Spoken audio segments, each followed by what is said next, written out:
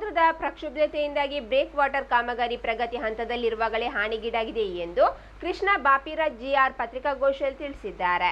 ನವಮಂಗಳೂರು ಬಂದರ್ನ ಆಡಳಿತ ವಿಭಾಗದ ಉಪ ಕಾರ್ಯದರ್ಶಿ ಕೃಷ್ಣ ಬಾಪಿರಾಜ್ ಸುದ್ದಿಗೋಷ್ಠಿಯಲ್ಲಿ ಮಾತನಾಡಿ, ಸಮುದ್ರದ ಪ್ರಕ್ಷುಬ್ಧತೆಯಿಂದಾಗಿ ಬ್ರೇಕ್ ವಾಟರ್ ಕಾಮಗಾರಿ ಪ್ರಗತಿಯ ಹಂತದಲ್ಲಿದ್ದಾಗಲೇ ಹಾನಿಗೀಡಾಗಿದೆ.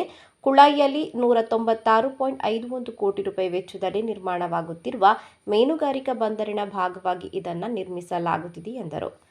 And to be more clear, as Bhagyalakshmi was telling, this breakwater comprises of different layers.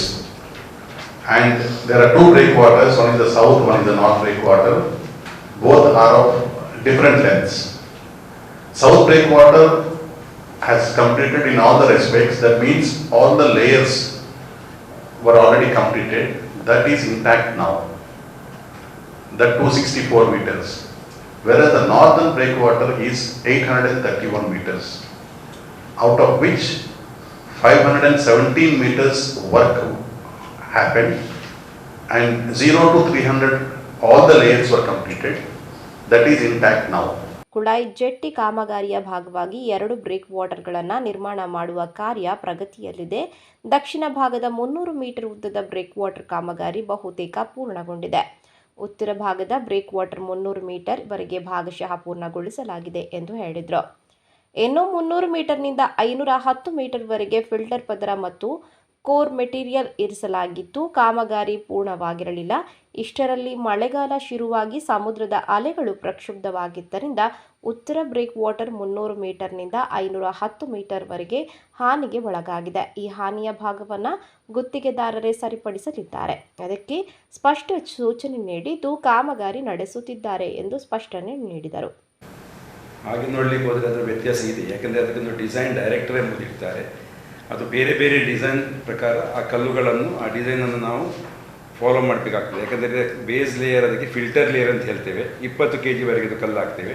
ಅದರ ನಂತರ ಕೋರ್ ಲೇಯರ್ 20ರಿಂದ 100 kg ವರೆಗಿದು ಕಲ್ಲು, ಮತ್ತು ಪ್ರೈಮರಿ ಆರ್ಮರ್ ಇದೆ, ಸೆಕೆಂಡ್ರಿ ಆರ್ಮರ್ ಇದೆ, ಮತ್ತು 2, 4, 6 ಮತ್ತು 8 ಟನ್ ಕಾಂಕ್ರೀಟ್ ಇದು ಟೆಟ್ರಾಪಾಡ್ ಇರ್ತದೆ. 10 ಟನ್ ಇದು ಟೆಟ್ರಾಪಾಡ್ ಇರ್ತದೆ. ಸೊ ಇಲ್ಲಿ ನಾವು ಮಾಡಿದ ಬ್ರೇಕ್ ವಾಟರಿಗೆ, ಪಣಂಬೂರು ಬಂದರಿದ ಬ್ರೇಕ್ ವಾಟರಿಗೆ ಟೆಟ್ರಾಪಾಡ್ ಇಲ್ಲ. ಸೊ ಅದರ ಡಿಸೈನ್ ಬೇರೆ ಇರ್ತದೆ, ಇದರ ಡಿಸೈನ್ ಬೇರೆ. ಮಾನ್ಸೂನ್ ಆದ ಕಾರಣ ಅದು ಸರಿ ಮಾಡಲಿಕ್ಕೆ ಸ್ವಲ್ಪ ಕಷ್ಟ ಆಗ್ಬೋದು. ಯಾಕಂತೇಳಿದರೆ ಅಲೆಗಳು ತುಂಬ ರಭಸದಿಂದ ಇರುತ್ತದೆ.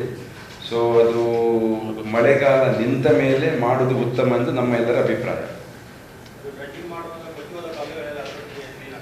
ಅಲ್ಲ, ಈಗ ಅಲ್ಲಿ ಮಾಧ್ಯಮ ಮಿತ್ರರು ಹೇಳೋ ಪ್ರಕಾರ ಎಲ್ಲ ಚಿಕ್ಕ ಕಲ್ಲುಗಳಂತ ಹೇಳ್ತಾರೆ. ಆ ಚಿಕ್ಕ ಕಲ್ಲುಗಳನ್ನು ಆ್ಯಕ್ಚುಲಿ ಹೋದದೀಗ ಕೋರ್ ಲೇಯರ್ ಅಂದರೆ 20ರಿಂದ 100 kg ವರೆಗೆ ಕಲ್ಲು, ಅದನ್ನು ಮಿಷನರಿಯಿಂದ ತೆಗಿಬೋದು, ಅಥವಾ ಹೂಳೆತ್ತುವಾಗ ಅದು ಹೊರಗೆ ಹಾಕಿ ಮೇಲೆ ಹಾಕ್ಬೋದು. ಅದಕ್ಕೆ ಒಂದು ಇದು ಪ್ರೊವಿಷನ್ ಇದೆ.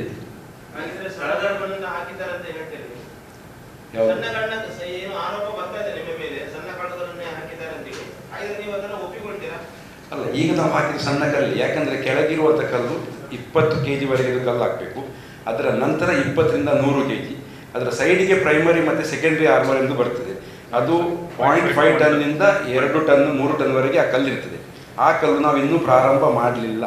ಇನ್ನು ಸುದ್ದಿಗೋಷ್ಠಿಯಲ್ಲಿ NMPA ಸಿವಿಲ್ ಎಂಜಿನಿಯರಿಂಗ್ ವಿಭಾಗದ executive engineer Praveen Shetty, assistant executive engineer Ganesh Rao ಉಪಸ್ಥಿತರಿದ್ದರು.